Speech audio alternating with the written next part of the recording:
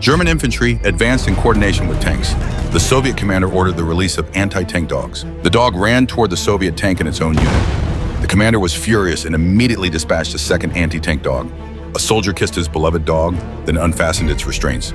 The military dog, carrying an explosive pack, rushed out of the position. The Germans had no time to react, as the dog slipped under their tank. The dog's owner closed his eyes and clenched his fists tightly, but the remaining 3 tanks continued advancing toward the Soviet defense line. The commander ordered the release of a second anti-tank dog. After another loud explosion, only 2 German tanks were left, yet the enemy tanks had already closed in on the front of the Soviet position. Seizing the right moment, the commander ordered the dogs to charge again.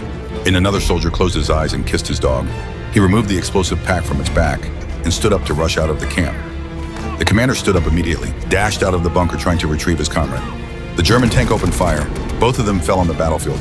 With his last breath, the commander seized the moment the tank drew near, detonated the explosive pack, and destroyed the 3rd tank. But the last tank had already reached the Soviet defense line. He turned his head, seeing the last tank swivel its turret, firing at the Soviet position. Unwilling to sacrifice his own dog, he rushed out of the bunker alone, but he was shot in the shoulder as soon as he stepped onto the battlefield. Seeing him fall, his dog dashed out of the bunker, leapt over him, and ran toward the Germans. He clenched his fists and closed his eyes in despair.